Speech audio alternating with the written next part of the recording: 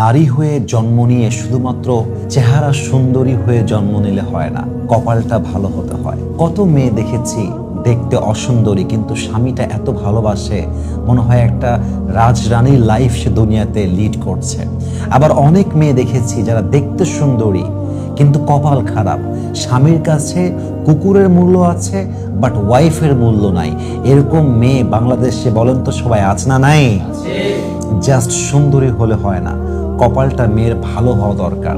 একজন নারী বোঝে যে কপালটা ভালো হওয়া কত দরকার।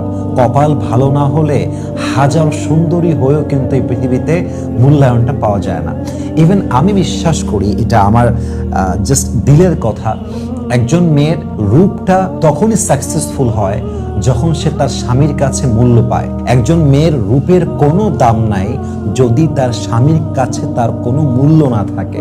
আর একজন মেয়ে দেখতে একটু কম সুন্দর, হয়তোবা শ্যাম বর্ণের অথবা কালো বর্ণের, কিন্তু তার স্বামী তাকে ভালোবাসে, আমি মনে করি তার চেহারা কম সুন্দর হলেও কি হবে, তার মতো লাকি মেয়ে আর সেকেন্ড কেউ হতে পারে না, ঠিক কিনা বলেন? এজন্য মেয়ে হয়ে জন্ম হয়ে যা সুন্দরী চেহারা হলেও হয় না, অবশ্যই আপনার কপালটা ভালো হতে হয়। কপাল ভালো হলে ভালো স্বামী পাওয়া যায়। ইভেন আরেকটা কথা, আপনারা আমার সাথে একমত হবেন কিনা আমি জানি না, বাট এটা বড় বাস্তব কথা। অনেক সময় সুন্দরী মেয়ের কপালটা সুন্দরী হওয়ার জন্যই পড়ে যায়। কেন পড়ে যায়? কারণ সুন্দরী হওয়ার পরে তার অ্যাটিটিউড খুব বেশি থাকে, অহংকার, ইগো, অ্যারোগ্যান্স। বিয়ের পরে স্বামীর বাসায় গিয়ে ডিমান্ড দেখায়, অ্যাটিটিউড দেখায়, অহংকার দেখায়, এবং ফলে কি হয়, একটা সময় গিয়ে স্বামী সহ্য করতে আর পারে না, লাস্টে গিয়ে তালাক দিয়ে দেয়, মেয়েটা ডিভোর্সি হয়ে যায়।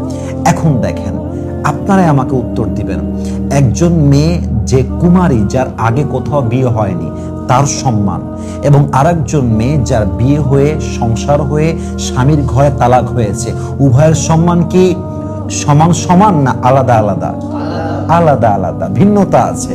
ডিভোর্সি মেয়েকে সমাজের মানুষ ওই চোখে দেখে না, ওই সম্মানে দেখে না যা সমাজের মানুষ একজন সিঙ্গেল মেয়েকে দেখে, একজন ভার্জিন মেয়েকে দেখে, একজন কুমারী মেয়েকে দেখে।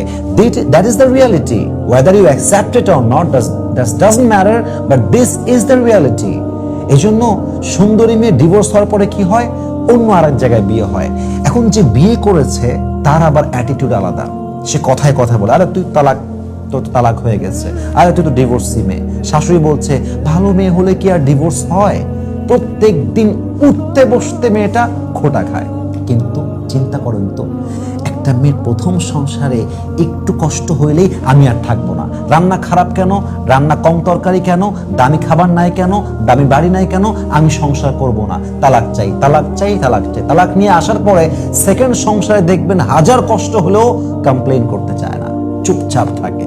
আমার মনে হয় একটা মেয়ে দ্বিতীয় সংসারে যে পরিমাণ ধৈর্যশীল হয়, যে পরিমাণ অ্যাকসেপ্ট করে চলে, যে পরিমাণ অ্যাডজাস্ট করে চলে, এরকম এফোর্ট যদি একটা মেয়ে প্রথম সংসারে দেয়, আমার বিশ্বাস, এটা একমত হতে হবে জরুরি নয়, বাট আমার বিশ্বাস প্রথম সংসারটা এই পরিমাণ এফোর্ট দিলে কখনো ভাঙতেই পারতো না, ঠিক কিনা বলেন?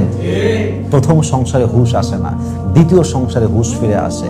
কারণ তখন ভাবে, একবার তালাক তো হয়ে গেছে, আবার যদি আমার তালাক হয় তাহলে সমাজের সবাই বলবে আমি হলাম নাম্বার 1 খারাপ, আমি হলাম চরিত্রহীন নারী। তাই সে অ্যাডজাস্ট করে থাকতে চায়। এজন্য মেয়েদেরকে বলবো, সুন্দরী হওয়ার পরে অহংকার রাখবেন না, বিনয়ের সাথে চলবেন, সবাইকে রেসপেক্ট দিবেন, স্বামীকে প্রেশারাইজ করবেন না, স্বামীকে প্রেশার দিবেন না, চাপ দিবেন না।